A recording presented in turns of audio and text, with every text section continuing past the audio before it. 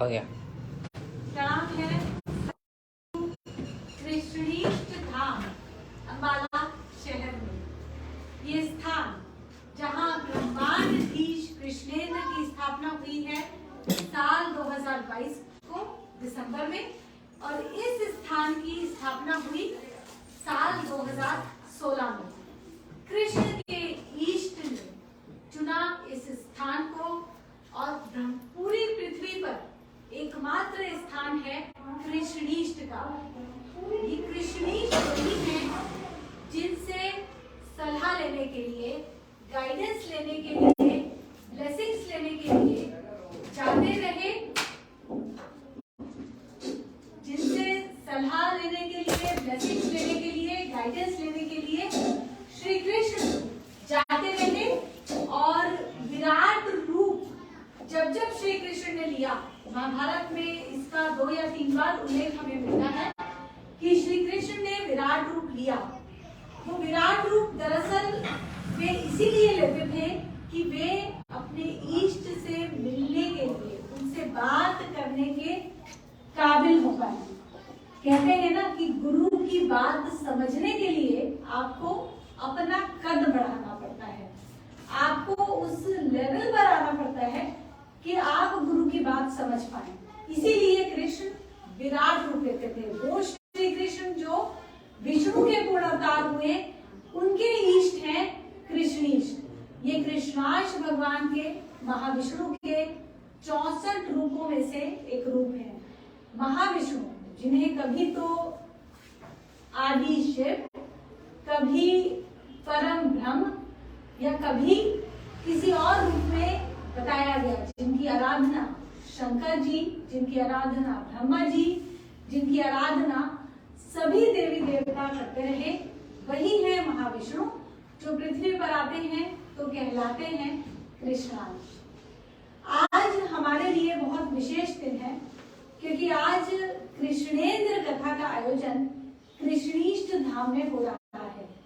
कृष्णेंद्र कथा की शुरुआत 24 दिसंबर 2022 को अंबाला से ही हुई, ब्रह्मांडधीश के दरबार से, जो कि इसी स्थान पर नीचे के फ्लोर पर स्थापित है। हरियाणा क्योंकि अब विश्व अध्यापक बन चुका है, पूरे भारत के पास, भारत जिसे हम इंडिया के नाम से जानते हैं, भारत के पास ये जिम्मेदारी है कि वो विश्व को राह दिखाए। विश्व गुरु होने की जिम्मेदारी भारत की है, ये हम जानते हैं। लेकिन गुरु की बात समझने के लिए लायक हम कैसे हों, ये हम किसी अध्यापक यानी कि ट्रेनर से ही सीख सकते हैं, जिसके पास अपना अनुभव हो। हरियाणा से बेहतर विश्व अध्यापक कौन हो सकता है जो कि कुरुक्षेत्र के युद्ध का साक्षी बना। हरियाणा की पावन भूमि अब विश्व अध्यापक घोषित हुई। 19 दिसंबर को विश्व टीचर, और उसके बाद 24 दिसंबर को विश्व अध्यापक के पद पर हरियाणा स्थापित हुआ। आज कृष्णेंद्र कथा का आयोजन एक बार फिर से कृष्णीष्ट धाम में हो रहा है। स्वयं कृष्णीष्ट की मूर्ति के सामने ही हम सब बैठे हैं इस दरबार में, और आज कृष्णेंद्र कथावाचक अश्विनी जी, दिल्ली वाले, जिन्हें हम प्राणाचार्य अश्विनी जी के नाम से भी जानते हैं, कृष्णेंद्र कथा करवाएंगे। आपने राम कथा सुनी होगी, कृष्ण कथा भी सुनी होगी, और कई तरह की कथाएं, गाथाएं हमारी संस्कृति का हिस्सा रही हैं। लेकिन विशेष बात कृष्णेंद्र कथा की ये है कि वो पास्ट के बारे में ये बताती है कि हम उससे क्या सीखें, जिससे अपने भविष्य को हम सुधार पाए। भविष्य की चिंता करोगे तभी वर्तमान सुधरेगा, और इसी को प्रैक्टिकल सनातनता कहा गया है। सनातनता को यानी कि कभी अंत ना होना, सनातन का अर्थ है जिसका ना कोई आदि हो ना कोई अंत हो। सनातनता को हम अपने जीवन में कैसे उतारें, मेरे लिए वो कैसे यूजफुल है, मेरी डे टू डे लाइफ, मेरी रोजमर्रा की लाइफ कैसे इंप्रूव हो सकती है सनातनता से, ये हम जानते हैं कृष्णेंद्र कथा के माध्यम से। तो सबसे पहले हम शुरुआत करेंगे 3 बार मूल वाक्य गा के, कौंजिनेला मूल वाक्य गाएं, उच्चारण करें, अपनी कमर को सीधा करके आराम से बैठें और 3 बार कौंजिनेला मूल वाक्य का उच्चारण करें। एनं सत्यं जगत् सुंदरम एनं शवं शिवम्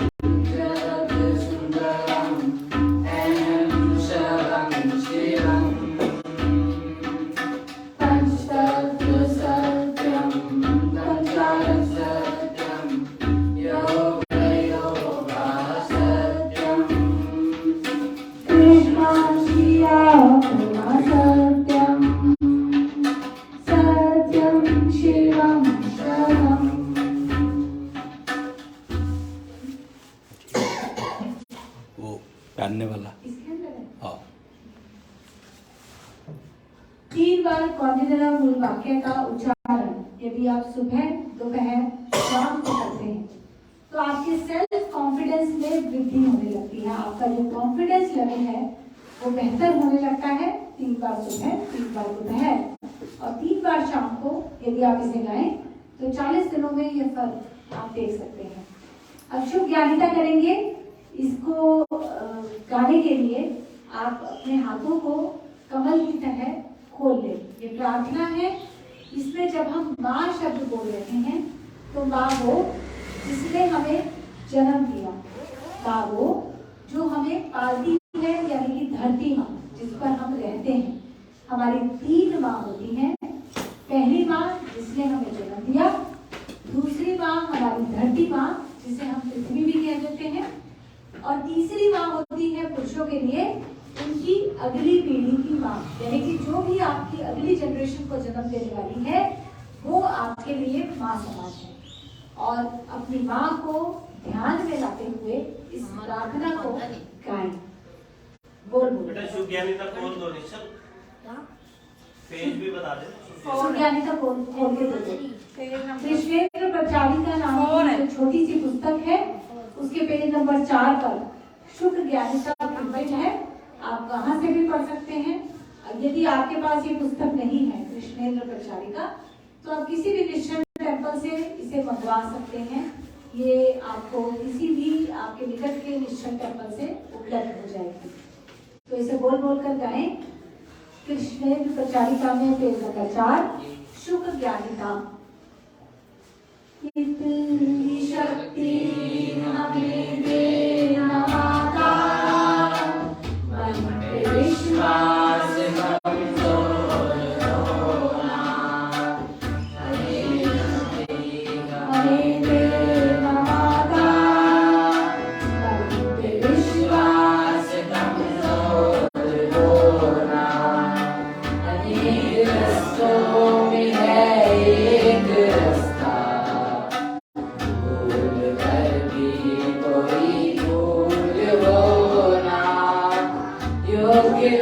जो मेरी बना दे, ऐसा पथ कोई तैयार दो ना। ज्ञान पथ जो हमको दिखा दे, ऐसा गुरुद्वार तुम हमको दो ना। ज्ञान पथ जो हमको दिखा दे, ऐसा गुरुद्वार तुम भी जो चलना सिखा दे, ऐसे गुरु की कोई पहचान दो ना, इतनी शक्ति हमें दे माता, विश्वास कमजोर होना। अब पुष्प अर्चन करेंगे, खड़े होकर शिखा विद्या और निश्चल जी पुष्प अर्चन करेंगे।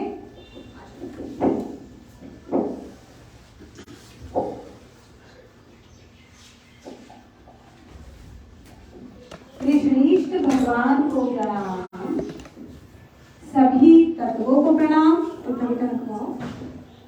दशांग छत्री को प्रणाम, नवीन समय चक्र को प्रणाम, युगल भगवान को प्रणाम, दक्षिणया तत्वगुरु जी को प्रणाम, गुरु शुक्राचार्य अश्विनी जी को प्रणाम।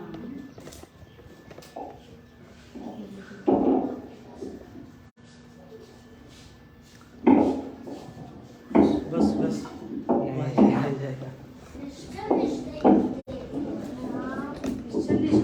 देवी को प्रणाम, लड्डू गोपाल जी को प्रणाम, कुचलिया रिसाइकलिंग हांडी को प्रणाम, श्री शिव भगवान को प्रणाम, कृष्णेंद्र भगवान को प्रणाम, निश्चल निष्ठा देवी को प्रणाम। ये सभी तत्व बैलेंसर्स जीवन के अलग अलग डायमेंशंस को ठीक करने के लिए है, बैलेंस में लाने के लिए है। जैसे आपके जोड़ों को मजबूत करने के लिए है निश्चल निष्ठा देवी। सभी प्रकार की मानसिक शारीरिक विवाह में यदि प्रॉब्लम्स हैं तो हैं श्री शिव भगवान। जीवन में दिशा न समझ आती हो तो गुरु जी, और विवाह की तैयारी करना चाहते हो मैरिज से पहले तो हैं युगल भगवान। 18 मॉलिक्यूल्स के मालिक हैं कृष्णेंद्र भगवान। अब आज की कृष्णेंद्र कथा शुरू करते हैं।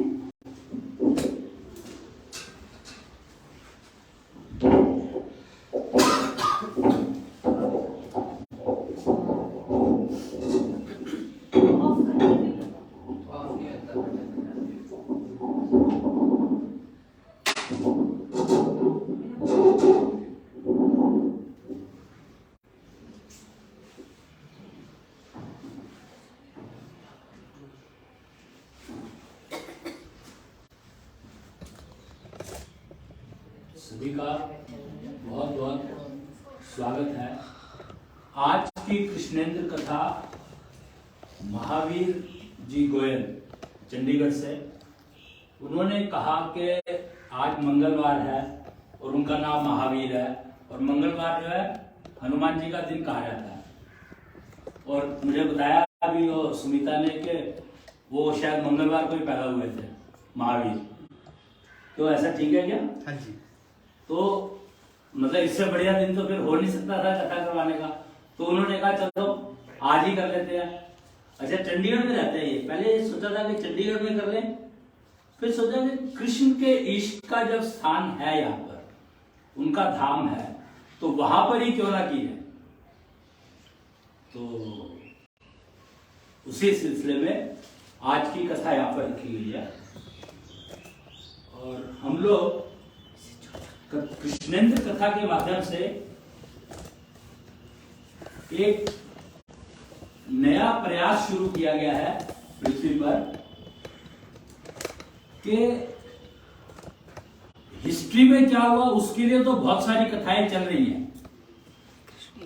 जैसे राम कथा अभी जैसे बता रही थी, कृष्ण कथा या भागवत या और भी ऐसे कुछ होंगे जो चल रहे होंगे। तो वो हमारी हिस्ट्री को तो रिफ्लेक्ट कर रहे हैं, हिस्ट्री के बारे में तो कुछ कुछ जानकारी दे रहे हैं। परंतु मुझे लगा कि जो हमें समझ में आया उसको सारी चीजें समझने के बाद कि कोई भी चीज अभी तक ना टेक्नोलॉजी के एंगल से प्रस्तुत नहीं करी गई। हिस्ट्री को सुनना, हिस्ट्री को बोलना, हिस्ट्री को पढ़ाना, हिस्ट्री को पढ़ना, वो तो एक किताब की तरह से पढ़ लिया हमने, पर उसका उपयोग क्या करें, यूज कैसे करेंगे?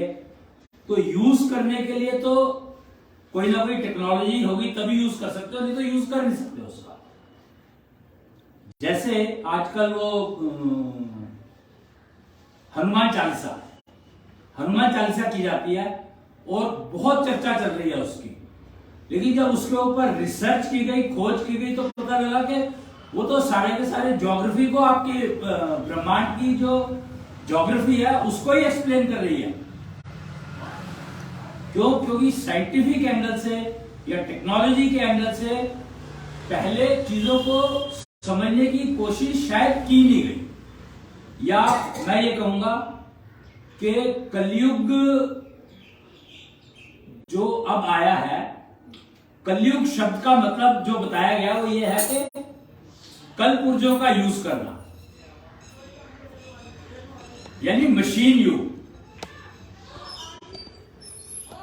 अब मुझे नहीं पता कि कितना ठीक है कितना नहीं है, पर एक ये परिभाषा दी गई है कि कलयुग यानी मशीनों का युग, और मशीनों का युग का मतलब यह है टेक्नोलॉजी। टेक्नोलॉजी के बिना मशीन बन नहीं सकती। और आईटी, इंफॉर्मेशन टेक्नोलॉजी, जिसने कि सारी दुनिया की एक मतलब सारी ब्रांचेस को जो है यूज करने का, काम करने का तरीका ही बदल दिया। जब से आईटी आई है तब से आप देखो कि कोई भी, चाहे सिविल इंजीनियरिंग कर रहे हो, मैकेनिकल कर रहे हो, इलेक्ट्रिकल कर रहे हो, कोई भी इंजीनियरिंग कर रहे हो आप, तो आईटी के बिना संभव नहीं है। पहले मैकेनिकल इंजीनियरिंग और सिविल इंजीनियरिंग का बहुत जोर रहा करता था। क्यों? उसमें मशीन अगर बनानी है तो मशीन से पहले उसका एक स्केच बनाया जाता था, तो ड्राइंग, मैकेनिकल ड्राइंग बनाई जाती थी, तो वो सीखने के लिए बहुत एफर्ट करनी पड़ती थी और सब लोग उसको सीख नहीं पाते थे। हालांकि जब मैं टेक्नोलॉजी की बात करता हूं तो शायद टेक्नोलॉजी के बाद ही साइंस आई है, और कहा यह जाता है साइंस एंड टेक्नोलॉजी, जो कि अगर इसको हम टेक्नोलॉजी को अगर हम समझे तो technology is the father of science. Technology science के पिता है, ये एक फैक्ट है। क्योंकि टेक्नोलॉजी शब्द जो है वो, उसको पहले हम लोग कहा करते थे जुगाड़। अगर आप लोगों ने सुना होगा ये नाम, मेरे ख्याल से जरूर सुना होगा कि भारत देश में हर चीज जुगाड़ से चलती है। तो जुगाड़ क्या था?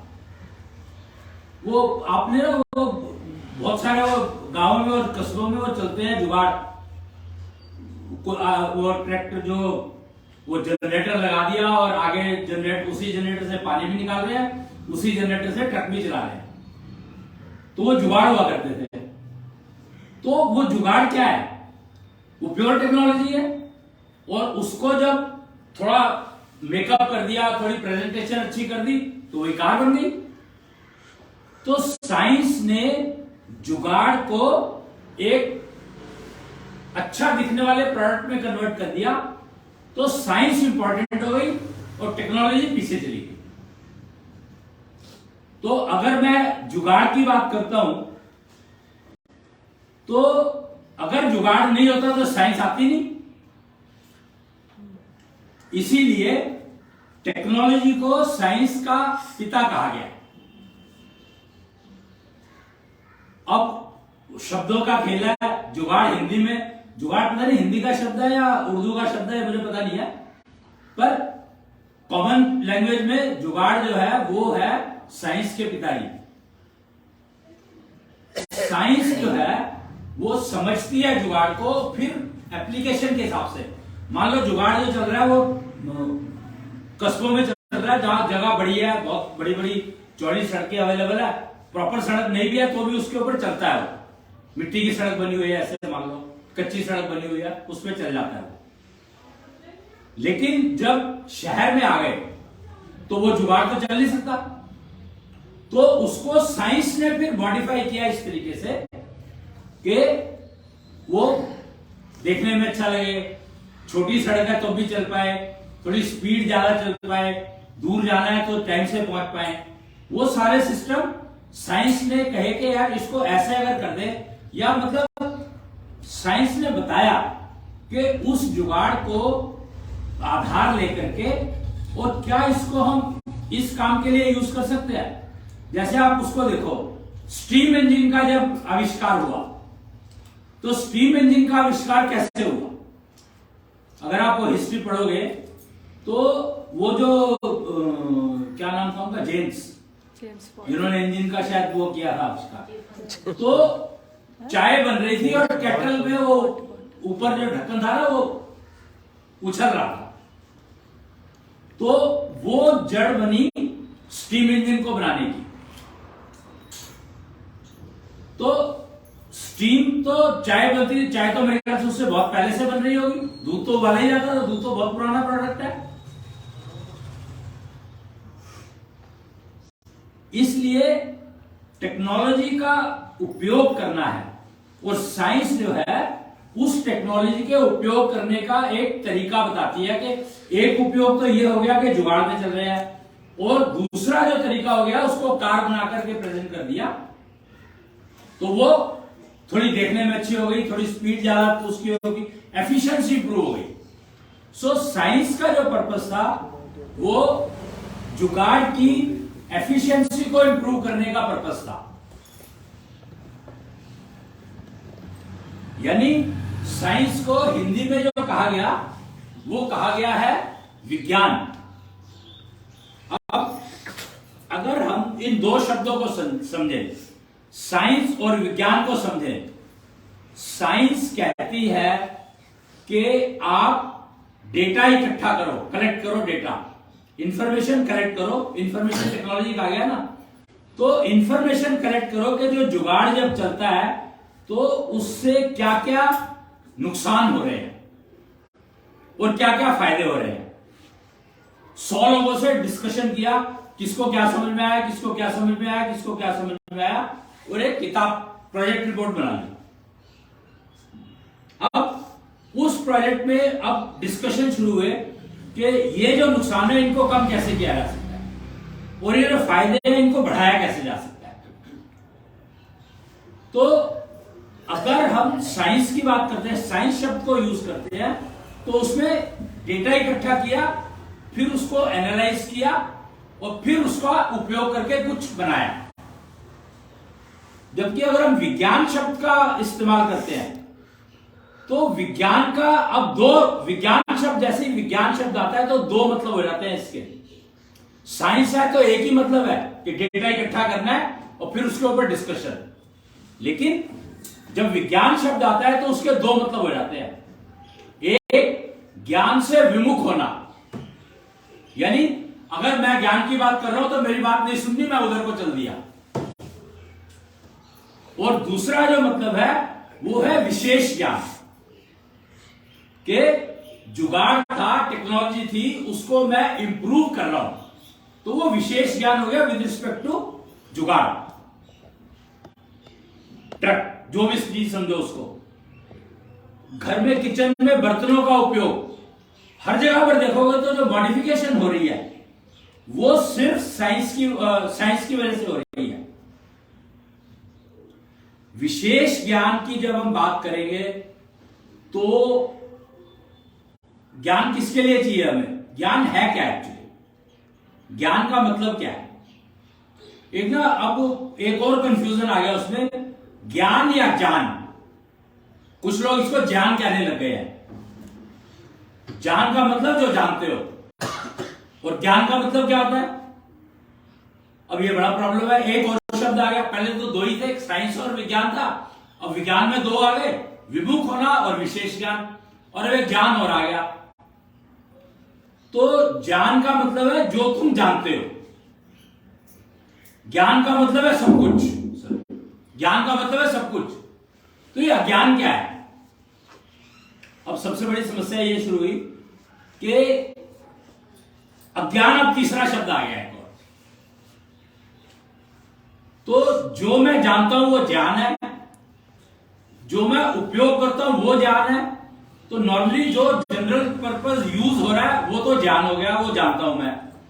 और वो जो ज्ञान है जब मुझे जरूरत होती है, जब मेरे को पता लग जाता है, मैं सीख लेता हूं, वो ज्ञान हो गया। और उसके अलावा सब अज्ञान है। और अज्ञान इसलिए क्योंकि मुझे जरूरत ही नहीं जिस चीज की, उसको मैं जान के करूंगा क्या। साइंस ने अपने आप को एस्टेब्लिश करने के लिए चांद और तारों की बात करनी शुरू कर दी। अब टेलीस्कोप बना दिया, वो देखो जी वो दिखाई दे रहा है, वो कुछ तो कुछ एक नाम दे दिया और उसको कह दिया कि यार वो दिखाई दे रहा है। ये आम पब्लिक को बेचारी को क्या पता कि वो दिखाई दे रहा है या वो है, तो चलो है भी मान लो, तो उसका करे क्या। वहां पर चंद्रमा है और नहीं भी है तो हमारा क्या कर लेता, या हम क्या कर लेते। वो है तो है, नहीं है तो नहीं है। और उसके बारे में इतनी सारी जानकारी उपलब्ध करा दी जिसका कोई मतलब है ही नहीं। और वो ठीक है या गलत है हम उसको वेरीफाई कर नहीं सकते।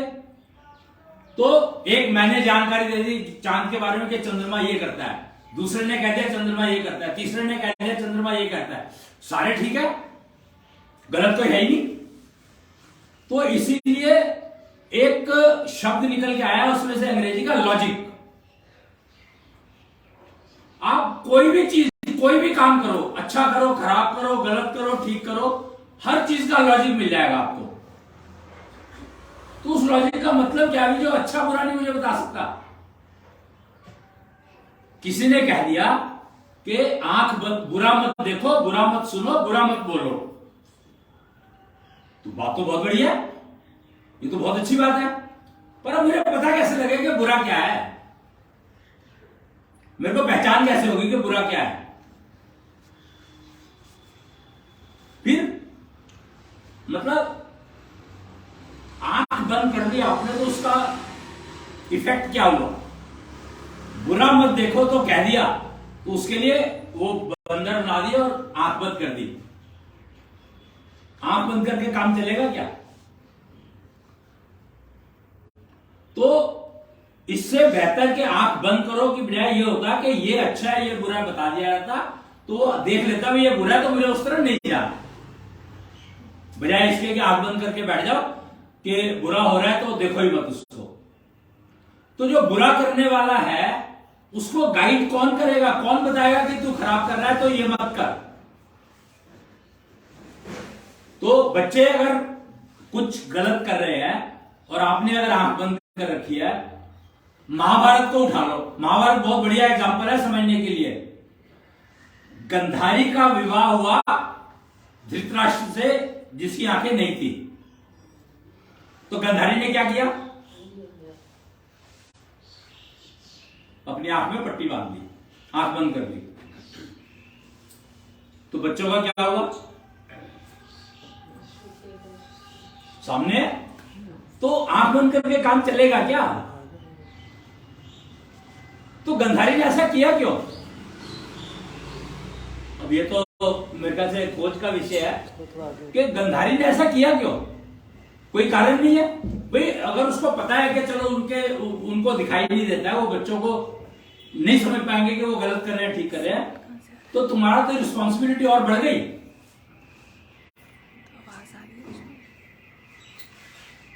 चलो जो हुआ, लेकिन हमें ये समझ में आ गया कि आंख बंद नहीं करनी है। फिर एक सूरदास का नाम सुना होगा आपने। सूरदास ने क्या किया था, सूरदास ने क्या किया, सूरदास को किसी ने कहा कि अगर आप इतनी भक्ति कृष्ण की करते तो शायद तुम्हें भगवान मिल जाते। अब समस्या हो गई कि सूरदास कहता है कि इसका मतलब मेरे को तो आंखों ने मुझे बेवकूफ बनाया। तो बैठ करके उसने दो और अपनी आंख फोड़ ली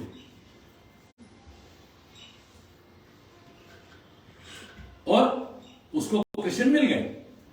ये तो जानते हैं सारे कि सूरदास को कृष्ण मिल गए थे। तो क्या ये कृष्ण को पाने का बहुत बढ़िया तरीका है कि आंख फोड़ लो। बस उसने आंख बंद करी तो सारा परिवार खत्म हो गया। और उसने आंख फोड़ ली क्योंकि उसके कोई परिवार नहीं था, तो वो अफोर्ड कर सकता था अपनी आंख फोड़ना, पर आंख फोड़ने से उसको कृष्ण मिल गया। तो ये एग्जाम्पल तो बहुत बढ़िया हो गया सबके लिए तो सब जिसको कृष्ण चाहिए आंख खोल लो। तो ये तो कोई बात बनी नहीं। तो इसका मतलब वहां पर भी कुछ उसकी समझ में कम आया, या जो रास्ता उसको मतलब समझ में आया उसने वो किया, पर उसके नुकसान क्या हुए ये उसको पता नहीं लगा, या उसने ध्यान नहीं दिया उस तरफ। उसने बेसिकली अपनी आंख को फोड़ा इसलिए कि मेरा दिमाग डिस्ट्रैक्ट ना हो, इधर उधर ना जाए। मूल कारण ये था उसका कि एक तरफ कंसंट्रेशन इंप्रूव करने के लिए, मतलब इमेजिन वो कंसंट्रेशन इंप्रूव करने के लिए उसने अपनी आंखें खोल ली। तो मेरे को लगता है कि यहां पर भी कुछ समझने में गड़बड़ है, वो काम चलेगा नहीं। मतलब वो सब अपनी आंख खोलने वाले हैं नहीं, और जरूरत भी नहीं है, क्योंकि कृष्ण थोड़ी कहता है कि मुझे ढूंढना है तो तुम्हें आंख खोलने की जरूरत है, नहीं जरूरत। कहते हैं ऐसे तो कृष्ण। तो अब जब हम लोगों ने इसको टेक्नोलॉजी के अंदर से समझना शुरू किया, तो महाभारत में कृष्ण ने एक बात कही थी कि आपकी सारी इंद्रियों का जो राजा है वो मन होता है, और वो मैं हूं, कृष्ण ने कहा था। तो फिर तो सिंपल डिफाइन हो गया ना कि आप और सब आपकी सारी इंद्रियों का मालिक है। तो कृष्ण को ढूंढने में कितनी देर लगेगी? 1 मिनट भी नहीं लगा। कहां लगा? अब अगर आपने आंखें बंद कर लिया, कान बंद कर लिया, मुंह बंद कर लिया, तो फिर कृष्ण कहां से दिखाई देगा? बस इंद्रियों को सबको अपने काम ऑपरेशनल कर लो, काम में ले आओ, तो आपको कृष्ण 1 मिनट में दिखाई दे जाएगा। क्योंकि आपकी सबके अंदर क्योंकि भगवान है, तो उसके अंदर ही भगवान मान के चलो। अरे जब मेरे अंदर ही भगवान है तो फिर मैं अपने आप को ही पहले देख लू ना, तो मेरे बाहर देखने की जरूरत क्या है? और कहते हैं सारे कि अपने आप को देखो, अपने आप को समझो। तो विशेष ज्ञान यही है, अपने आप को समझना, और कुछ है ही नहीं। और कृष्ण से मिलना तो बहुत ही आसान हो गया। अपनी आंखें खुली रखो, अपने कान खुले रखो, अपना मुंह खुला रखो, मतलब मुंह में इंद्रिय है स्वाद, टेस्ट। और अगर आपको टेस्ट का ही नहीं पता लगता तो कृष्ण कहां से मिलेगा आपको? किसी चीज में कोई स्वाद है, आप स्वाद खा रहे हो या बेस्वाद खा रहे हो। अगर आप बेस्वाद खाओगे तो कृष्ण आपके पास क्यों मिलेगा आपको? जब तक आपने स्वाद की जो इंद्रिय है, इतनी इंपॉर्टेंट इंद्रिय दी है प्रकृति ने, नेचर ने, उसको आपने खराब कर दिया। कानों को बंद कर दिया तो कान में वो मतलब मैल भर गई। तो कृष्ण कहां से मिलेंगे? आंखों में आंखें देख ही नहीं पाती, आंखों को पता नहीं लगता, तो कृष्ण कहां से मिलेंगे? और कितना आसान है उसको ढूंढना। मतलब कृष्ण को ढूंढ, वो एक हमारे ना पता नहीं मेरे सब जगह शायद कहा जाता होगा, पर भारत देश में तो ये कहा जाता है कि बच्चा जो है भगवान का रूप होता है। तो कौन सा बच्चा? बच्चा का मतलब किस उम्र तक बच्चा मानते हो? माए तो आजकल बुढ़े बच्चे हो गए, उसको भी बच्चे ही मानते हैं। तो बच्चा किस उम्र तक रहता है हमें ये पता नहीं है आज की तारीख में। तो अब इतने सारे कंफ्यूजन इसीलिए है क्योंकि हमारी इंद्रियां काम नहीं कर रही। सबसे पहला और फॉरमोस्ट सबसे इंपॉर्टेंट है कि अपनी सारी इंद्रियों को जागृत करो। वो जागृत नहीं है तो बेकार है सर, आपका पूरा शरीर बेकार है अगर आपकी एक भी इंद्री काम ठीक से नहीं कर रही तो। क्योंकि कृष्ण तभी मिलेगा जब आपकी सारी इंद्रियां जागृत होंगी। मन आपका बेचैन रहता है इसीलिए क्योंकि आपकी इंद्रियां काम नहीं कर रही। और विशेष ज्ञान का मतलब यह है कि आंखों में जो वो पावर है, शक्ति है, उसको जागृत करने का तरीका अलग है। कान का तरीका अलग है, स्मेल का तरीका अलग है, स्वाद का तरीका अलग है। तो ये सारे विशेष ज्ञान है। वो विशेष ज्ञान जो आपकी आंख को ठीक रखे, वो विशेष ज्ञान जो आपके कान को ठीक रखे, वो विशेष ज्ञान मतलब कान के अंदर वो फिल्टर होना चाहिए जो अगर बुरा बोल रहा है कोई तो वो कान के अंदर जाए ना, उसको बोलने से रोकने का कोई फायदा नहीं है। आप अपने कान को ऐसा कर लो कि वो फिल्टर हो जाए, वो कृष्ण बैठेगा, वो 1 मिनट में लगा देगा। अगर आपका कृष्ण जागृत है तो कृष्ण का काम ही है फिल्टर लगाना, बुरा मत देखो। इसका बड़ा सिंपल सा है, आप फिल्टर लगा लो, आपको बुरा दिखाई देगा ही नहीं। पर पहचान रहनी चाहिए कि अच्छा क्या है बुरा क्या है, बहुत जरूरी है। नहीं तो आपको अच्छे बुरे की पहचान नहीं होगी तो फिर भगवान ही मालिक है। फिर तो अपने बच्चों में भी बुराई दिखाई नहीं देगी। वो कहते हैं कि अपने दोष देखो और उनको ठीक करो। अपने दोष कैसे दिखाई देंगे? जो ना तो हमारी आंख काम कर रही ना कान काम कर रहा, तो हमें अपने दोष दिखाई नहीं देंगे। टेक्नोलॉजी कहती है दोष दूसरों के देखो, पर अपने अंदर मत आने दो उनको। सुधार हो गया? अपना सुधार करना तो 1 मिनट का काम है, और दूसरे के दोष तो बड़ी जल्दी दिखाई दे जाते हैं। उनको अपने अंदर मत आने दो, बस इतना ही तो करना है। और वो तभी कर सकते हो जब आपकी सारी इंद्रियां काम कर रही होंगी, नहीं तो बाहर दिखाई।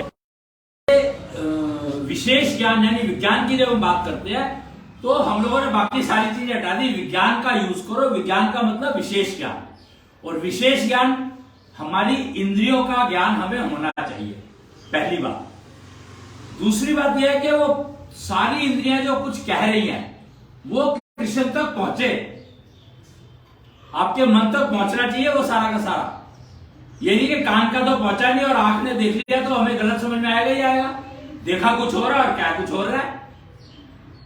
तो 5 इंद्रियों का ज्ञान जब कृष्ण तक पहुंचने लगेगा तो समझो कि आप अपने आप को तो अपने उसको तो पहचान लिया कि हाँ आपके अंदर कृष्ण बैठा है, और उसको मिसगाइड कैसे कर सकते हो आप?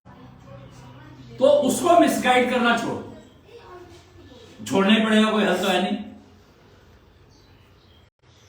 भाई आपके अंदर। वो तो उसने तो कह दिया भाई मैं तो वहां बैठा हूं, अब तुम नहीं पहचानते, तुम्हारी प्रॉब्लम है ये। तो उसको पहचानो या ना पहचानो, पर इंद्रिया जो 5 दिया, जो प्रकृति ने आपको सामान दिया, उसका तो ठीक यूज करोगे ही। बीमार रहने का कारण क्या है? पोल्यूशन जो है वो सांस जब लेते हो तो पोल्यूशन अंदर, बीमार। बड़ा सिंपल सा वो है, मतलब पोल्यूशन का बीमारी से क्या कनेक्शन है? भैया सांस ले रहे हो तो पोल्यूशन तो अंदर गया। तो नाक में फिल्टर ऐसा होना चाहिए जो पोल्यूशन को रोक दे। बड़ा आसान है, मेरा नाक है और फिल्टर का मुझे अगर पता लग जाए कि वो फिल्टर क्या है तो आप उसको ऑपरेशनल कर लो, काम कर लो, तो आप पोल्यूशन अंदर जाएगा ही नहीं। और पोल्यूशन अंदर नहीं जाएगा तो फिर आप बीमार कैसे होगे? पड़ोगे ही नहीं। कोरोना आपको डिस्टर्ब कर ही नहीं सकता। कोरोना जो है वो एक से दूसरे पर फैलता है, तो वो कैसे? जब आकर आपने फिल्टर लगा लिया, वो मास्क पहनते हैं ना, तो एक काइंड ऑफ फिल्टर ही तो है वो। पर मास्क लगाने के बावजूद भी बीमारियां इतनी बड़ी, उसका कारण क्योंकि मास्क वाला जो फिल्टर है उसकी जो वो है ना पावर, वो बहुत कम है, बहुत वीक है वो। आपके अंदर नेचर का जो फिल्टर अगर जो दिया हुआ है उसका यूज कर लो तो आपको कोरोना आने का सवाल ही नहीं उठता। अब उस फिल्टर को जागृत कैसे करना है? तो वो एक टेक्नोलॉजी है, एक टेक्नोलॉजी अवेलेबल है, उसका यूज कर लो तो वो फिल्टर जागृत हो जाएगा। और फिल्टर जागृत हो गया तो पॉल्यूशन अंदर जाएगा ही। और वो क्या है? बड़ा सिंपल सा तरीका है, बहुत ही सिंपल, कि जो देखो आप पोल्यूशन यहां पर मान लो पोल्यूशन है और इसको मैं खींच रहा हूं, सांस जब ले रहा हूं तो इसको खींच रहा हूं ना अपने अंदर, और वो अंदर जाएगा। अगर ये यहां पर है, ये तो यहां पे रहने वाला है, ये यहां से जाने वाला नहीं है, और मैं कहीं दूर जा नहीं सकता क्योंकि मेरा घर यहां पे है। तो आप सांस को इस तरीके से लो कि ये खींचे ना, बस इतना ही तो करना है। अगर मैं सांस ऐसे ले रहा हूं कि खींच रहा है मेरे साथ, तो अंदर जाएगा। और मैं सांस इस तरीके से लूं कि ये खींचा, इसको खींचे ना ये मेरी तरफ, यहीं का यही पड़ा रहे, हिले ना, पोल्यूशन जाएगा ही अंदर, तो बीमारी कैसे आएगी? आएगी नहीं। और ये बहुत आसान है, किसी चीज को खींचते हो आप तो जोर लगाना पड़ता है। तो जोर लगाने के आप मतलब जोर भी लगा रहे हो और पोल्यूशन भी अंदर ले रहे हो और बीमार भी पड़ रहे हो, तो इसका मतलब आप बीमारी खरीद रहे हो ना। अब आप अगर आपकी मर्जी है कि आप बीमारी खरीदना चाहते हो तो उसका तो कोई इलाज है नहीं। और अगर आप तो अगर आप उसको पोल्यूशन को अंदर ना खींचो तो आप बीमार पड़ोगे नहीं। तो एक वो है छोटे छोटे श्वास है? लेकर। हाँ जी। एक भजन सुनो, ये देखो ये क्या कहता है, बहुत इंटरेस्टिंग भजन है ये।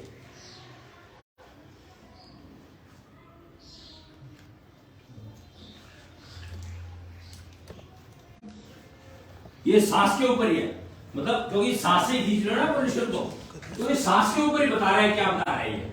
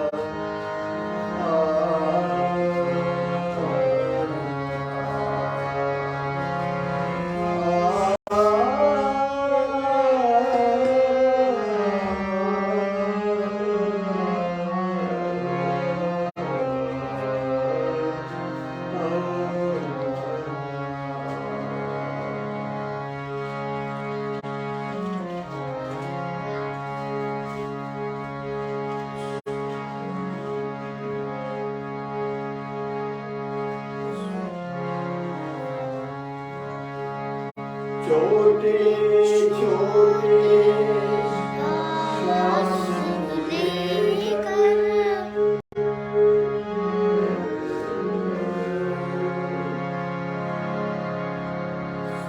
छोटे छोटे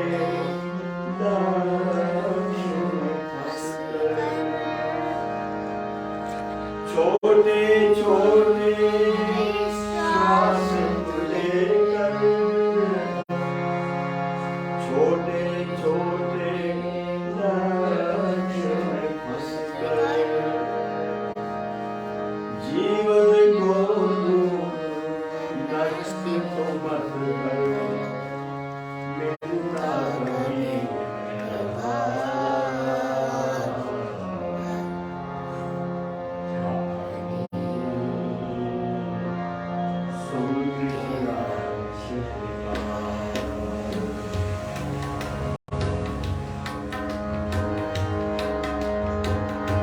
छोटे छोटे श्वास लेकर छोटे छोटे लक्ष्यों में फंसकर। ये जो गीत है भजन है ये गाने के लिए नहीं होते, ये जीने के लिए होते हैं। ये उसमें से लिखा है छोटे छोटे श्वास लेकर छोटे छोटे लक्ष्यों में फंसकर जीवन को नष्ट तो मत कर मिलता कभी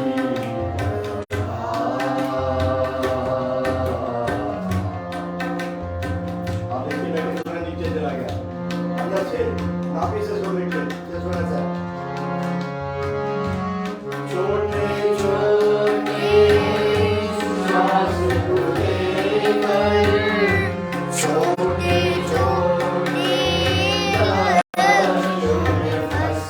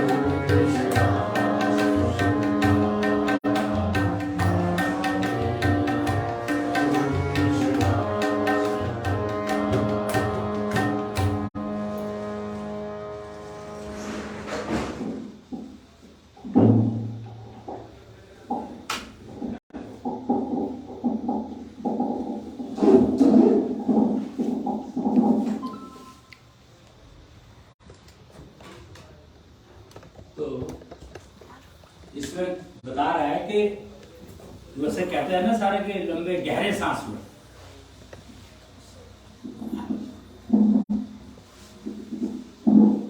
लंबे सांस लो और गहरे सांस लो, सारे बताते हैं बात। तो लंबे सांस लो का तो मतलब चलो समझ में आता है, पर ये गहरे सांस लो का मतलब क्या है? अगर जब ये बात करी गई, पूछा गया लोगों से कि वे गहरे सांस लेने का मतलब क्या है, तो लोगों ने कहा कि सांस को अंदर तक भरो, शरीर के अंदर जहां तक जा सकता है वहां तक भरो। और सांस जाता कहां है? लंग्स में, फेफड़ों में जाता है, तो उससे ज्यादा जाएगा कहां? और लंग्स तो यहां पर है, तो सांस लोगे तो पहले यहीं जाएगा ना। तो गहरा क्या होगा उसमें? गहरा तो अगर पैर के नीचे तक पहुंचे तब तो गहरा माने उसको। वे तो मेरा तो पूरा का पूरा शरीर तो पूरा का पूरा है, और सांस मेरा यहां तक ही जा रहा है, तो मतलब कुछ समझ में नहीं आया। क्योंकि हम लोग जो है सारी चीज देखते हैं टेक्नोलॉजी के एंगल से, यानी हमें पता होना चाहिए जो हम कर रहे हैं वो ठीक कर रहे हैं कि नहीं कर रहे हैं। वो कहते हैं ना, प्राणायाम अगर कर रहे हो और ठीक नहीं कर रहे हो तो नुकसान तो देगा ही। तो कहते हैं कि प्राणायाम के भी साइड इफेक्ट होते हैं, एलोपैथी की दवाई के साइड इफेक्ट होते हैं, ये बात सारे जानते हैं। तो प्राणायाम के भी साइड इफेक्ट होते हैं, ये बात किसी ने बताई नहीं। और होते हैं, नुकसान होता है प्राणायाम से। क्यों होता है नुकसान? क्योंकि करने का तरीका नहीं है।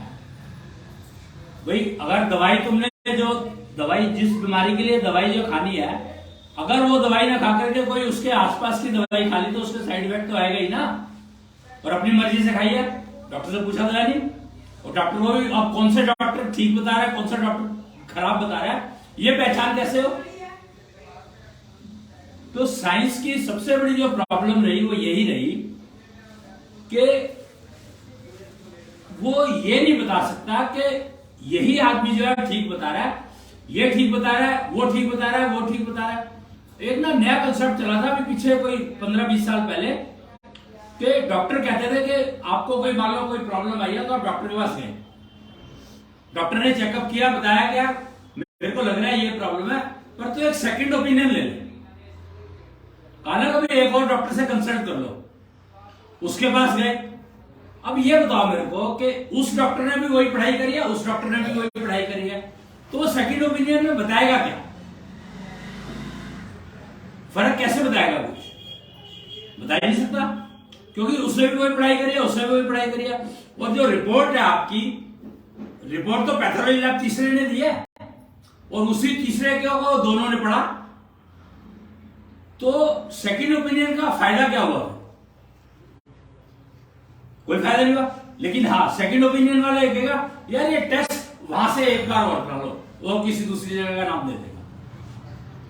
अब वो एक ही कंपनी है जो इंस्ट्रूमेंट बना रही है, वो सिस्टम बना रही है टेस्ट करने वाला, तो वो भी तो सब जगह पे एक ही यूज हो रहा है, तो रिपोर्ट तो सेम ही आएगी, फर्क कैसे आएगी? पर पेशेंट जो है बेचारा वो तो मजबूर है, और दूसरे ने कहा कि वहां टेस्ट करा दो, वहां पे जाके टेस्ट कराएगा, पर फर्क तो कुछ नहीं आया ना। तो सेकंड ओपिनियन फर्स्ट ओपिनियन में फर्क क्या हुआ? तो अगर आपको ये बात, पेशेंट को ये बात समझ में आ रहा है तो वो डॉक्टर के पास जाएगा ही नहीं।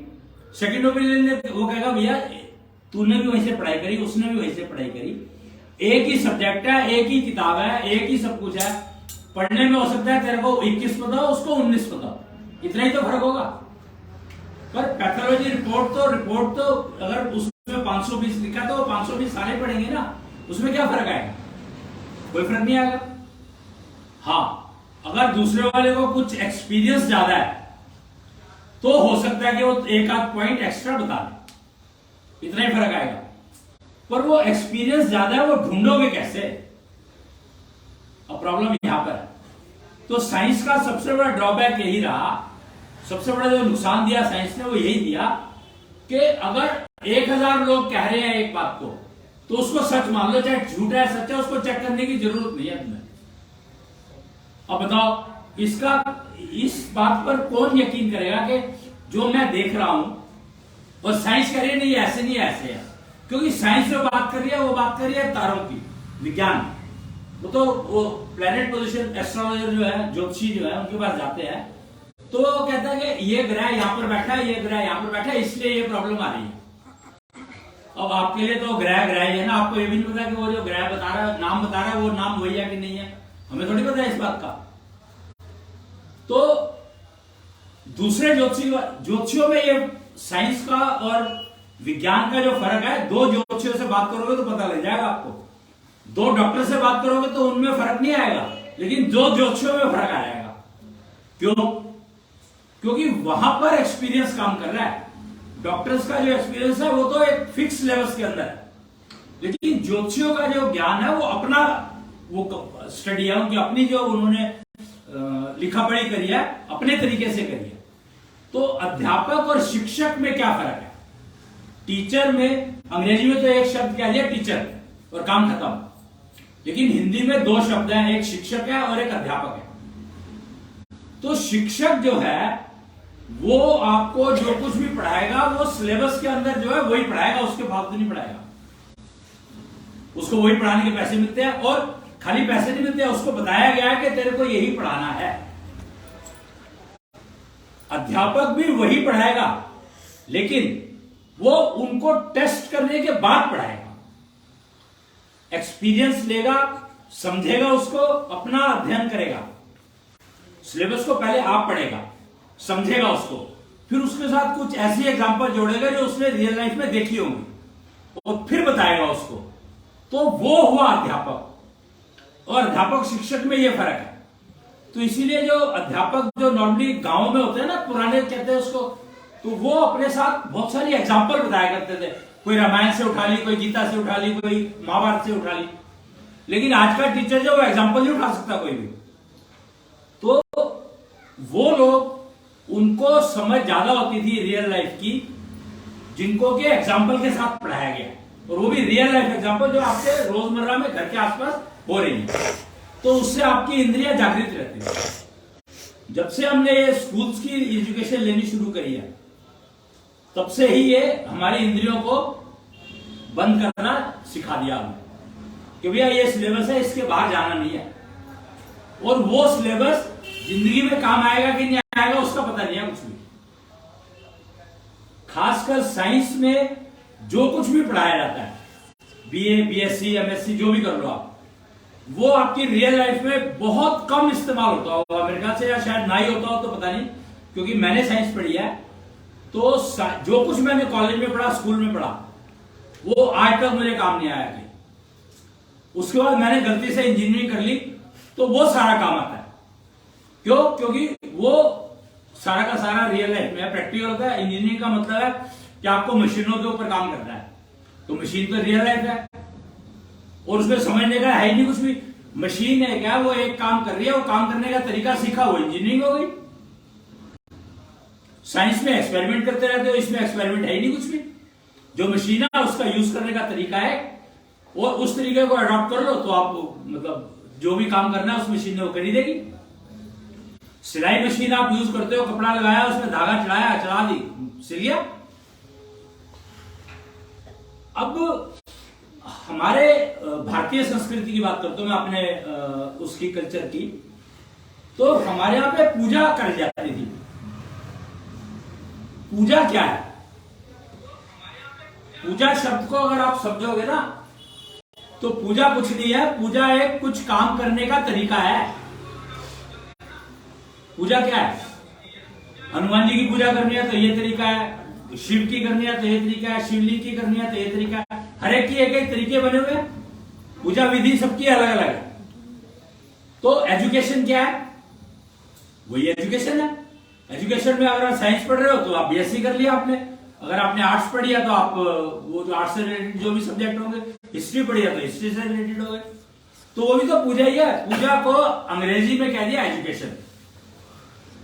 अब अभी मेरी ना बात हो रही थी किसी से, मेरी ज्यादातर ना टीनेज बच्चों से ज्यादा बात होती है, उनकी समझ में जरा चीजें जल्दी आ जाती है, क्योंकि वो मोबाइल का जमाना है ना, तो वो फटाफट देख लेते हैं। तो उसने कहा कि मतलब ऐसी बात हो रही, मैंने कहा पूजा जो होती थी पहले, पूजा का मतलब ये होता था कि भैया तुम्हें कोई चीज चाहिए, भगवान जी के पास क्यों जाते हैं? कोई मुझे किसी चीज की जरूरत है तो उसके लिए मैंने पंडित जी से पूछा कि उसकी इनके पास इनसे मेरे को प्रॉब्लम है, इसका सोल्यूशन चाहिए। उन्होंने कहा कि इन भगवान जी की पूजा करो, इस देवता की पूजा करो। अच्छा, पूजा करने का तरीका क्या है? उसने एक तरीका बता दिया और वो तरीका करा और उससे किसी को मिला, किसी को नहीं मिला।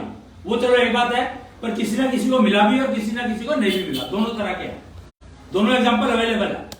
चलो, तो ये एक बड़ा एक मतलब जो चीज मुझे चाहिए थी उसका अकॉर्डिंगली मैं गया। एजुकेशन में क्या है,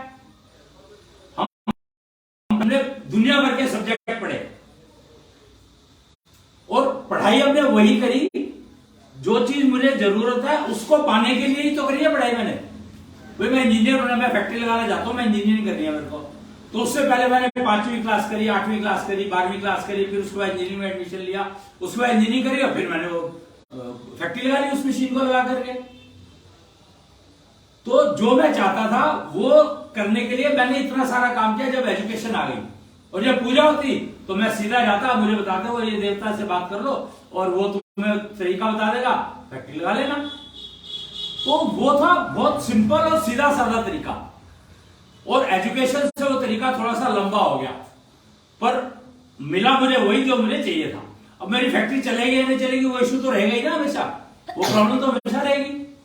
तो ऐसे ही वो पूजा विधि अगर मेरी ठीक नहीं थी तो मेरे को नहीं मिला वो जो मैंने भगवान जी देवता की पूजा करी और मुझे नहीं मिला, तो इसका मतलब मेरी पूजा करने में कहीं कमी रह गई। यही तो कहा जाता है कि तुम्हारी पूजा करने में कहीं कमी होगी तभी नहीं मिला तेरे को, नहीं तो मिल जाता। एजुकेशन में अगर आपने सारी बहुत अच्छी पढ़ाई करी, कंपटीशन देने के लिए तैयारी बहुत अच्छी करी, इंजीनियरिंग में एडमिशन लेना तैयारी बहुत अच्छी करी और एग्जाम देते हुए आपको नींद आ गई, अब क्या करोगे आप? इंजीनियरिंग तो गई। तो पूजा विधि का मतलब पूजा या एजुकेशन एग्जैक्टली सेम है, सिर्फ एजुकेशन ने उस चीज को प्राप्त करने का रास्ता लंबा कर और कुछ नहीं किया। और लंबा इसलिए हो गया क्योंकि हम सारे के सारे एक ही रास्ते पर चल दिए, जबकि मेरे को कोई और रास्ता सूट करता था, उसको कोई और, उसको कोई और, उसको कोई और, सबको एक रास्ता सूट करता नहीं। और एक ही रास्ते पे सारे चलेंगे तो मिलेगा कुछ नहीं। क्यों? क्योंकि मेरी कैपेबिलिटी अलग है, उसकी कैपेबिलिटी अलग है, उसकी कैपेबिलिटी अलग है। तो अपनी कैपेबिलिटी के हिसाब से चलोगे तो सुखी रहोगे, ये पक्की बात है। और अपनी कैपेबिलिटी है क्या? इंद्रिया, 5 इंद्रिया दे रखी है समझने की और 5 काम करने की। अगर आपकी 5 इंद्रिया जो समझने वाली है ठीक है तो आपको गलत समझ में आएगा ही नहीं, तो एग्जाम में फेल होने का सवाल ही नहीं उठता। जब एग्जाम में फेल नहीं हो तो इंजीनियर तो बन ही गए। और अगर आपकी 5 इंद्रियां ठीक काम कर रही है तो आप लंबा रास्ता लोगे क्यों? वे मेरे को फैक्ट्री लगानी है, मेरा लक्ष्य क्लियर है। हम छोटे छोटे अभी जो ये भजन बता रहा था, छोटे छोटे लक्ष्य में फंसकर, छोटा लक्ष्य क्या है? मैं पहली क्लास पास कर लूं, फिर दूसरी क्लास पास कर लूं, फिर तीसरी क्लास पास कर लूं, फिर चौथी, फिर 5वीं, 6वीं, 7वीं, 8वीं, फिर कंपटीशन दे दूं, फिर कंपटीशन में मेरे नंबर इतने आने चाहिए, फिर जाकर के मेरे को इंजीनियरिंग में एडमिशन मिलेगा और फिर वहां पे वो सारी पढ़ाई करूंगा, फिर मुझे डिग्री मिलेगी, उसके बाद मैं एक्सपीरियंस लूंगा 4-5 साल का, फिर मैं अपनी फैक्ट्री लगाऊंगा। लेकिन अगर आपकी इंद्रियां ठीक काम कर रही है तो आप भैया जो फैक्ट्री तुम्हें लगानी है उसी तरह की फैक्ट्री में जाओगे, भैया मेरे को काम सिखा दे। क्या होता है कि ऑटोमोबाइल की आपको अगर छोटी छोटी वर्कशॉप देखो ना, उसमें छोटे छोटे बच्चे काम कर रहे होते हैं, ये स्कूटर रिपेयर की और इसमें, तो वो उनकी सारी इंद्रियां फंक्शनल है, इसीलिए वो पहले दिन से काम पे लग गए। उन्होंने एजुकेशन में 10 साल 15 साल नहीं खराब करे, उसने वो 10 साल जो है वही काम सीखा जो उसको करना था। उसका क्लियर है कि, और पहले एजुकेशन ले रहा है तब भी उसका क्लियर है कि मुझे चलानी तो वर्कशॉप ही है। तो उस और कामयाब कौन होगा? एक ने डिग्री लेकर के और फिर वर्कशॉप चलाई और एक ने एक्सपीरियंस लेकर के वर्कशॉप चलाई, तो कामयाब कौन होगा? अब डिग्री लेने के बाद भी एक्सपीरियंस तो चाहिए तुम्हें। और वर्स्ट पार्ट, जो छोटे उसमें जिसने एक्सपीरियंस लेना शुरू कर दिया, वो इतनी बड़ी डिग्री लेने के बाद उस लेवल से काम नहीं करेगा, तो सीखेगा कैसे? जब हर चीज क्लियर है, मतलब हर चीज पता है, समझ में है, और फिर भी अगर हम लंबा रास्ता लेना चाहते हैं तो मना थोड़ी कोई करेगा। रास्ते सारे अवेलेबल है। अगर सिर्फ एकमात्र काम करना है हमें कि अपनी इंद्रियों को जागृत रखना है, और अगर उतना कर लिया तो मेरे ख्याल से तो कोई दिक्कत आने वाली बात है नहीं कहीं पर भी, किसी भी तरह की। क्यों? गलत समझ में आ जाएगा, ठीक समझ में आ जाएगा, गलत नहीं करना समझ में आ जाएगा। इसका सबसे बड़ा फायदा पता है क्या होगा? उसने कहा है, कृष्ण ने कहा है महाभारत में कि हर कर्म का फल मिलेगा, कर्म फल मिलेगा ही मिलेगा, उसको आप रोक नहीं सकते। तो अब मैं इस बात का करूं क्या? अगर कर्म फिर मिलेगा ही, मैं रोक नहीं सकता, और कर्म करे बिना मैं रह नहीं सकता, तो इसका मतलब क्या हुआ? इसका वो क्या हुआ? मतलब इसकी जरूरत क्या है? इस जानकारी की मेरे को जरूरत कहां है? कृष्ण ने ये कहा है कि उसने ये नहीं कहा कि खराब कर्म करोगे तो खराब कर्म फल मिलेगा, अच्छा कर्म करोगे तो अच्छा कर्म फल मिलेगा। उसने ये नहीं कहा। उसने सिर्फ एक बात कही है, जो भी कर्म करोगे उसका कर्मफल मिलेगा। और वो कर्मफल नुकसान देगा या फायदा देगा ये तुम जानो। तो कृष्ण की गीता ने कर्म फल की बात की है, कैसा कर्मफल होगा उसकी बात नहीं की है। और हमें क्या करना है? हमारे जो अंदर बैठा कृष्ण है उसको पूछना है कि इस कर्मफल से मुझे नुकसान होगा या फायदा होगा। इतनी सी बात पूछ लो उससे। अगर वो कहता है नुकसान होगा, उसको मत करो, पर ये काम कर्म करने से पहले पूछना पड़ेगा। कैसे पूछोगे? आपको पता ही नहीं है कि आपके पास बैठा है कृष्ण, पूछोगे कैसे? कहां जाकर पूछोगे? तो 5 इंद्रियां है, मालिक है आपकी इंद्रियों का, उसी से पूछो। उनको कह दो भैया बता दे उसको, वो बता देगा, वो तुरंत बता देगा आपको कि हाँ भाई ये खराब है, इसका ये नुकसान होगा। तुम करोगे नहीं उसको, और फिर भी करना चाहो तो करो ना, उससे रोक थोड़ी रहा वो तो कह रहा है भैया ये करोगे तो ये नुकसान होगा, अब तुम्हारी मर्जी है। इतनी सी बात तो समझ लिया, और करना क्या? तो कृष्णेंद्र कथा का जो करने का जो सिलसिला शुरू करा गया, अंबाला से शुरू करा गया था, क्योंकि हरियाणा, अंबाला की पता नहीं आप लोगों को हिस्ट्री कितनी पता है? अंबाला किसने बसाया था पता है आपको?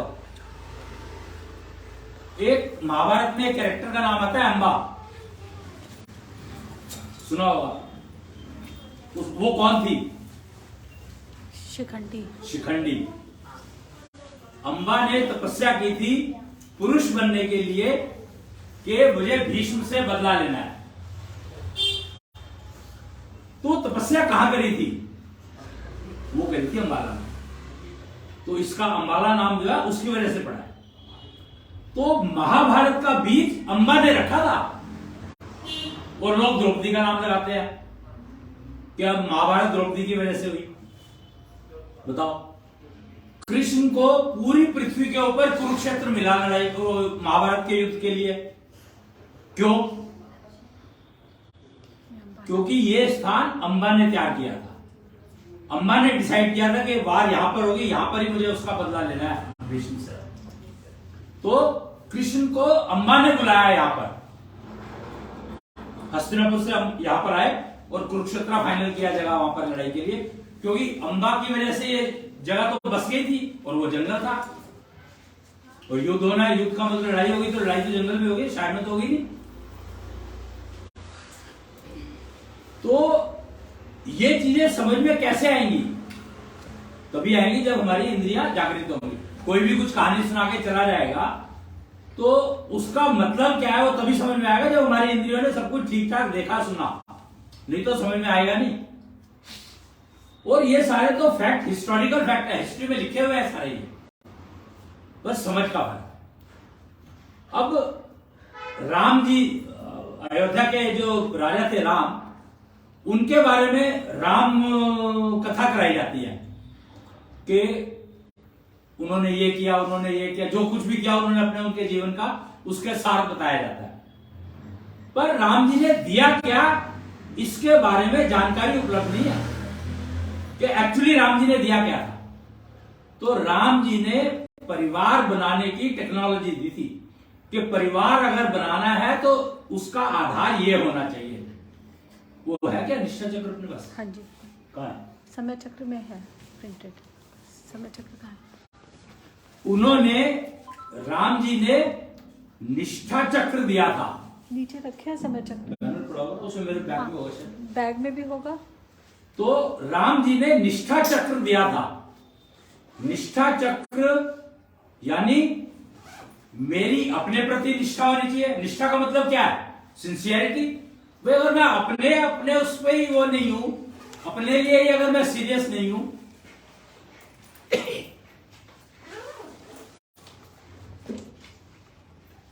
ये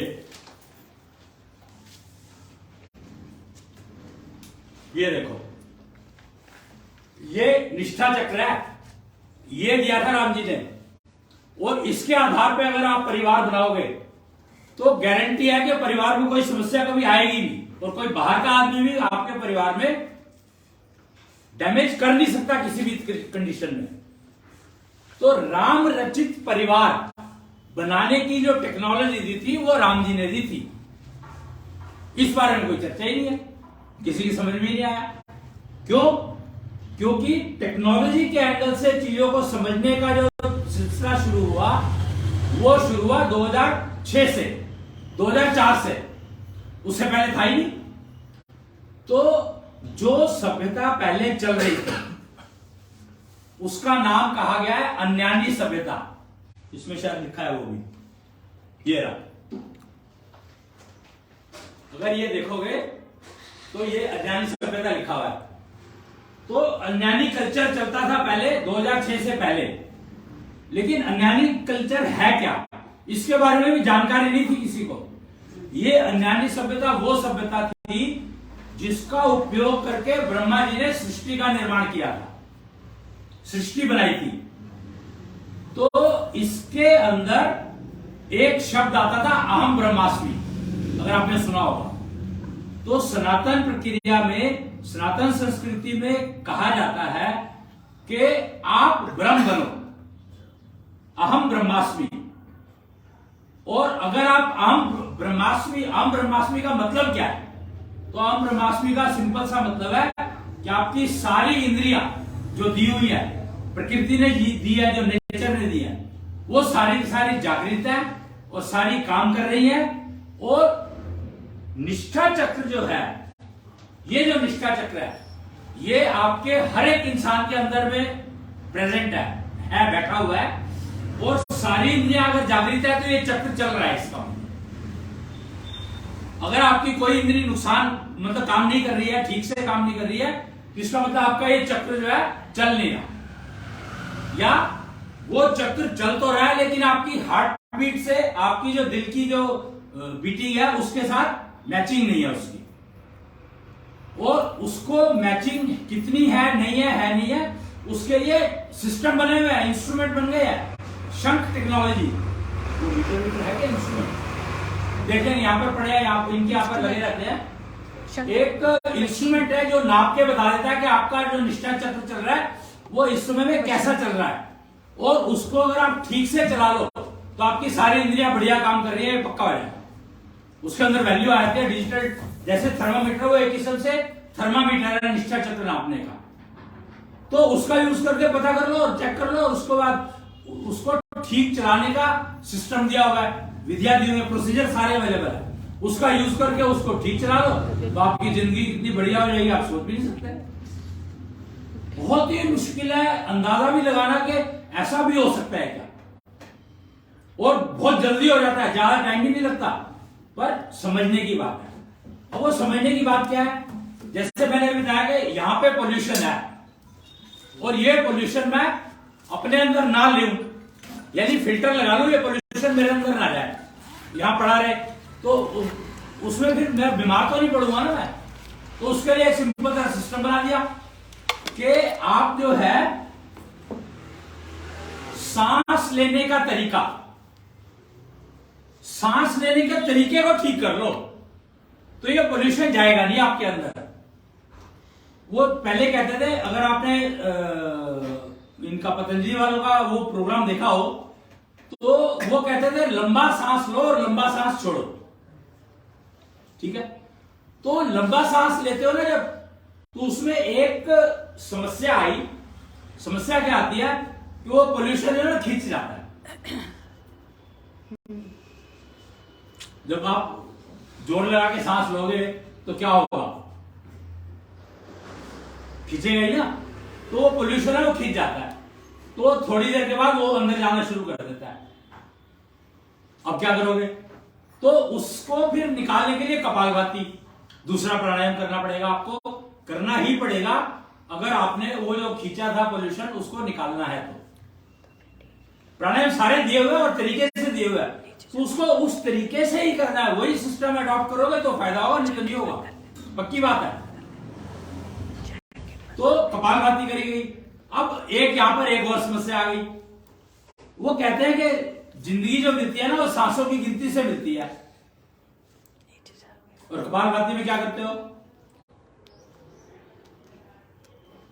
सांस जल्दी जल्दी लेते हो। तो आप जिंदगी कम कर रहे हो या बढ़ा रहे हो? अब ये तो चॉइस तो अपनी मर्जी तो अपनी है ना, क्या करना चाहते हो आप समझो, पर क्या कर रहे हो उसका मतलब तो समझो। तो फिर एक नई टेक्निक निकाली गई कि जो तुम सांस ले रहे हो, अच्छा प्राणायाम करने का एक ये भी है कि तुम हर समय नहीं कर सकते उसको, खाली पेट होना चाहिए। और क्या क्या तो कंडीशन है उसकी, पार्क में बाहर बैठ के करो तो ज्यादा फायदा होता है, अंदर कमरे के अंदर नहीं करना चाहिए, क्योंकि कमरे में कार्बन डाइऑक्साइड भर गया तो फिर सांस लोगों को वापस हो ही जाएगी। तो खुले में करना चाहिए। फिर उसकी सीक्वेंस है, पहले ये करो तो फिर ये करो, फिर ये करो तो फिर ये करो। तो हम लोगों ने टेक्नोलॉजी का यूज करके समझा कि अगर हम सांस को धीरे धीरे लें और धीरे धीरे छोड़ें तो हमारी सारी समस्याएं खत्म। अगर हम सांस को धीरे लेंगे तो ये खींचेगा ही नहीं, जो खींचेगा नहीं तो पोल्यूशन अंदर जाएगा नहीं, फिल्टर लग गया। और अगर हम धीरे धीरे ले रहे हैं तो हमारा टाइम भी बहुत होगा, हमें जल्दी तो है नहीं। जब अगर लंबा लेते हैं तो हमें जल्दी खींचना पड़ता है, धीरे धीरे लेंगे तो हमें खींचने की जरूरत नहीं है, तो हमें जल्दी नहीं है, तो सांस गहरा जाने लगता है। तो फिर समझ में आता है गहरे का मतलब क्या होता है। और गारंटी है, पक्की बात है कि अगर आप इसका अभ्यास करते हो तो आपका सांस आपके पैर तक पहुंच जाएगा। और अगर आप सांस को लंबा लोगे तो फेफड़ों के बाद जाएगा नहीं कहीं पर भी। तो गहरा लेने का मतलब यही है कि एक सांस की जो आपने हवा अंदर ले रहे हो वो आपके पैर तक पहुंचे, और वो तभी संभव है जब आप जल्दबाजी नहीं करोगे। एक तो इतना ट्रैवल करना और इतना ट्रैवल करना, उसमें टाइम तो लगेगा उसको, तो टाइम कैसे दोगे? आराम से तसल्ली से करोगे तभी तो टाइम मिलेगा। धीरे धीरे सांस लो, धीरे धीरे सांस छोड़ो।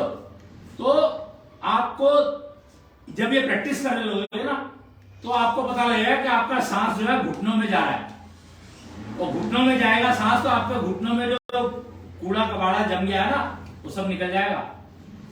घुटनों में पेन कभी नहीं होगा, दर्द नहीं होगा कभी भी। पैर तक अगर पहुंचने लगे तो आपका पूरा शरीर समझो स्वस्थ होगा। सांस नाक से लेना है, नाक से छोड़ना है। क्यों?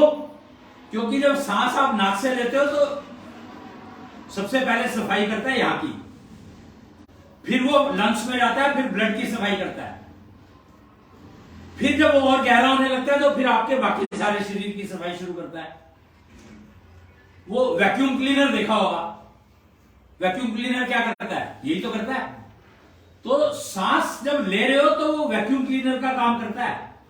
जब आप नाक से सांस लेते हो तो सांस तो यहां से अंदर चला जाता है, और वो वैक्यूम क्लीनर का काम कर रहा है, तो आपके जो यहां का जो कबाड़ा है उसको खींच रहा है। और जब आप सांस छोड़ रहे हो तो बाहर फेंक देता है उसको। अगर आप, ये पक्की बात है, ये ना ये एक इंस्ट्रूमेंट है, इस पे यहां पे अंगूठा रख के और 5 सांस लो तो ये बता देता है यहाँ पे कि अभी आप कितना यूज कर रहे हो अपनी सांस का। वो मतलब वो ये निष्ठा चक्र आपका कितना चल, और जितना अच्छा ये निष्ठा चक्र की स्पीड होगी तो आपकी हार्ट बीट से मिला हुआ होगा, तो उतनी आप समझो कि आपके जो ये हिस्सा है वो सफाई हो गई उसकी। ये चक्र वो जो वैक्यूम क्लीनर जो मोटर चलती है ना, वो समझो कि मोटर है ये निष्ठा चक्र जो है मोटर है वो। तो आपके जो मस्तिष्क का जो कबाड़ा है, सिर का जो कबाड़ा है, वो इस वैक्यूम क्लीनर से निकल जाता है। और करना कुछ नहीं है, सांस लेना है, धीरे धीरे लेना है, धीरे धीरे छोड़ना है, बस, और कुछ नहीं करना। तो मैं आपको एक सांस लेके दिखाता हूं, मेरे को ध्यान से देखना। और यहां तक आप पहुंचना है, चाहे 1 साल में पहुंचो, 10 साल में पहुंचो, जल्दी नहीं है कोई, आराम से करना है और कंफर्टेबली करना है, कोई मारामारी नहीं है। और 10 मिनट रोज प्रैक्टिस कर लो जैसी होती हो, तो धीरे धीरे अपने आप बढ़ना शुरू हो जाएगा। एक सांस लेके दिखाओ, ध्यान से देखना मेरे को।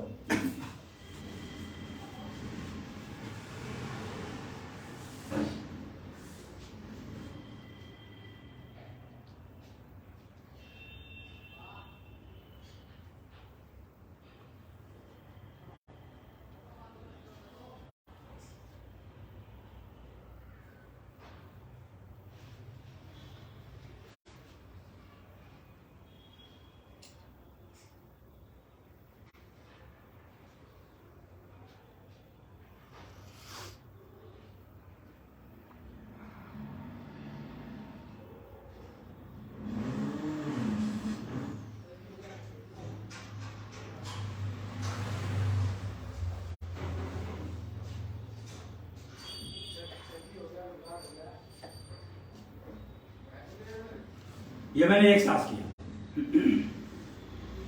हाथ ऊपर तो सांस अंदर और हाथ नीचे तो सांस बाहर।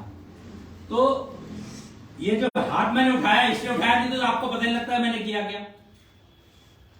सांस अंदर सांस बाहर। लेकिन अब क्योंकि मैं इस मतलब प्रैक्टिस ये बहुत होगी मेरी, तो होता क्या है कि जब मैं सांस लेता हूं तो पूरा अंदर पीछे तक गया हाथ मेरा, लेकिन जब सांस छोड़ रहा था तो मुश्किल से यहां तक का सांस छूटा, उसके बाद मेरे पास छोड़ने के लिए कुछ था नहीं। अब इसका मतलब क्या हुआ समझो। इसका मतलब बड़ा सिंपल सा हुआ कि वो जो सांस मैंने लिया वो सारा का सारा मेरे शरीर ने खा लिया। इसका रिजल्ट क्या होगा कि मैं जो मेरे को मुंह से जो खाना खाना पड़ता है उसकी क्वांटिटी कम होगी। हवा के अंदर वो सब कुछ है जो आपको पूरा भोजन दे सकता है। योगी होते थे जो पहले, वो सुना होगा आपने कि वो बिना भोजन बिना किसी पानी के रह लेते थे, क्योंकि हवा में मॉइस्चर भी है, पानी है, हवा के अंदर धूल मिट्टी भी है, वो भोजन भी है, सब कुछ है, 5 तत्व है हवा के अंदर। तो उनका यूज करना सीखो। तो एक रिसर्च चल रही है पिछले 20-25 साल से, जीरो एमिशन टेक्नोलॉजी, मतलब जितना खाओ वो सारा का सारा यूज हो जाए आपकी बॉडी में, वेस्ट ना निकले। क्योंकि वेस्ट ही तो पोल्यूशन है। पोल्यूशन क्या है? वेस्ट ही तो पोल्यूशन है। तो अगर आप जितना आपके शरीर को चाहिए उतना ही खाओगे और आपके शरीर ने वो सारा एब्जॉर्ब कर लिया तो वेस्ट निकलेगा ही नहीं, और वेस्ट नहीं निकलेगा तो पोल्यूशन नहीं होगा, और पोल्यूशन जो होगा तो फिर जिंदगी बढ़िया हो ही गई, सबकी बढ़िया हो गई। तो जीरो वेस्ट टेक्नोलॉजी है ये। अगर आप सांस प्रक्रिया को अपनी को ठीक यूज कर लो तो जितना सांस में आपने हवा ली वो बाहर नहीं निकलेगा कुछ भी, सब अपना आपके अंदर ही बॉडी में यूज हो जाएगा। तो आपको जो मुंह से खाना पड़ता है उसकी क्वांटिटी बहुत कम हो जाएगी, उतने ही खाओगे जितना आपके शरीर को जरूरत है। वैसे पेट भर के खाओ तो पेट इतने में भी भरा जा सकता है, इतने में भी भरा जा सकता है, वो आपके पेट की कैपेसिटी के ऊपर डिपेंड करता है। और ये नहीं है कि आप कम खाओ तो बीमार रहो, खाना पेट भर के ही है, पर पेट कब भर गया ये पता होना चाहिए, और तभी पता लगेगा जब आपकी इंद्रियां काम कर रही होंगी। कृष्ण जी आपके जागृत होंगे, वही बताएंगे भैया भर गया पेट। इतनी सी बात समझानी थी। आज की जो हमने समझा था वो आगे पास ऑन करने का काम मैंने लिया हुआ अपने जिम्मे, कि जो कुछ मैंने सीखा समझा उसको आगे बताना। और कोई सवाल हो, कोई पूछना चाहते हो तो मैं बता सकता हूँ। भजन लोग ज्ञानवश टेक्नोलॉजी के बारे में तो भजन कोई है हाँ जी, तत्व का? हाँ भजन तत्व का, पांच तत्व का पिंड बनाया, गिने सांसों से इसे चलाया, वो था ना। ये पृथु गालेगा, पृथु तुम गालो, पृथु गालेगा। 5 तत्वों का पिंड बनाया, गिने सांसों से इसे चलाया।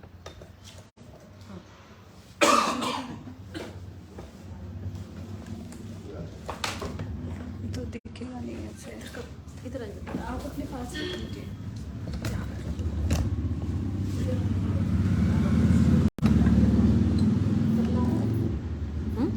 हाँ बिन शरीर योनि कोई भी 5 तत्व का पिंड बनाया, 5 तत्व का पिंड बनाया, गिने सांसों से इसे जगाया, गिने सांसों से इसे जगाया, 5 तत्व का पिंड बनाया, गिने सांसों से इसे जगाया।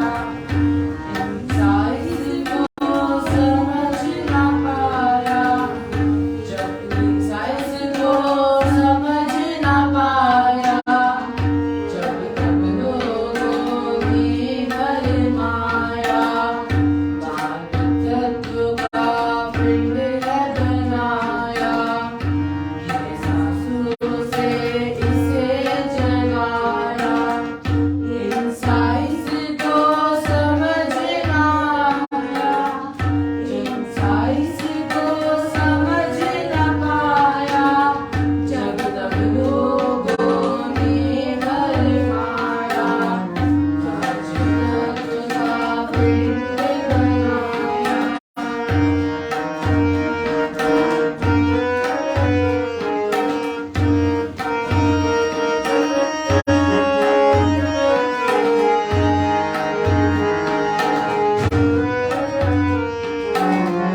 जब उसको आई है बीमारी, जब उसको आई है बीमारी, तब ढूंढा दुनिया सारी, तब आई है बीमारी, तब ढूंढा दुनिया सारी, पर पहचान ना पाया इनको, लोगों ने जब तब भरमाया, 5 तत्व का पिंड है बनाया, गिने सांसों से इसे जगाया। इंसाइज को समझ ना पाया, जब तक लोगों ने भरमाया, 5 तत्व का पिंड है बनाया।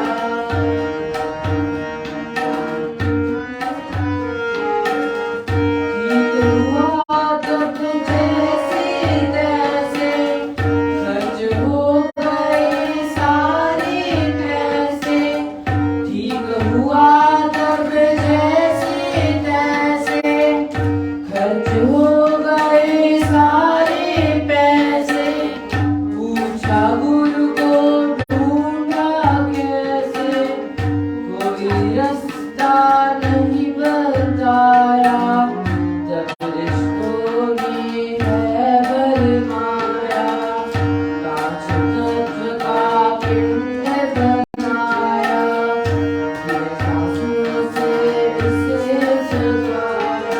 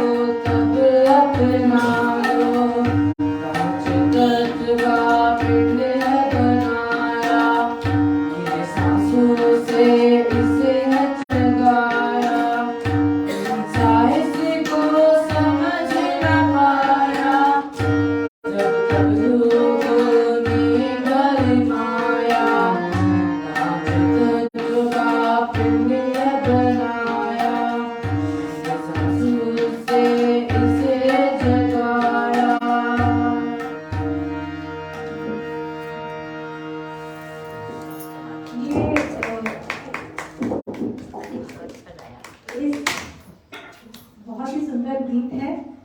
ये लिखने वाले हैं प्रोफेसर कृष्णांश अश्विनी जी अग्रवाल, जिन्हें गा रहे थे 13 वर्ष के पृथु जी तबले के साथ। इस भजन में या इस पोयम में बताया गया है कि 5 तत्वों से ये शरीर तो बनाया, लेकिन सांसें गिनी हुई थी जिनसे ये शरीर चलता है।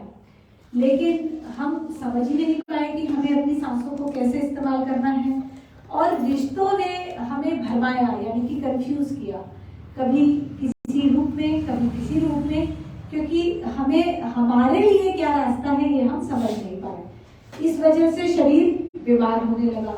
जब शरीर बीमार होने लगा तब हम ढूंढने लगे गुरु सारी दुनिया में, कोई डॉक्टर मिल जाए, कोई हकीम मिल जाए, कोई वैद्य मिल जाए, कोई तो बताए मेरी ये बीमारी कैसे ठीक होगी।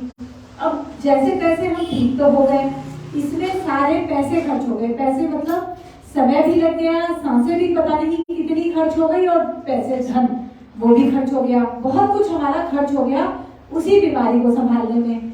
अब हम फिर ढूंढ रहे हैं कि गुरु तो कहीं मिले। गुरु सामने भी हैं तो हम पहचान नहीं पा रहे, क्योंकि हमारी इंद्रियां ही काम नहीं कर रही। वो कहा ना, गांधारी ने तो आंखों पे पट्टी बांध दी, हमने पता नहीं कौन कौन सी पट्टी बांधी, हमें पता ही नहीं, हम पट्टी बांधे घूम रहे हैं। तो गुरु ही नहीं पहचान पाए, तो ये जो गिनी हुई सांसें हैं ये वेस्ट होती चली गई और अंत निकल आ गया। तो अपने श्वास पथ को पहचानना है, खुद को अपना ही गुरु बनाना है। इसी के बारे में कृष्णेंद्र कथा के माध्यम से अश्विनी जी दिल्ली वाले हमें बता रहे हैं।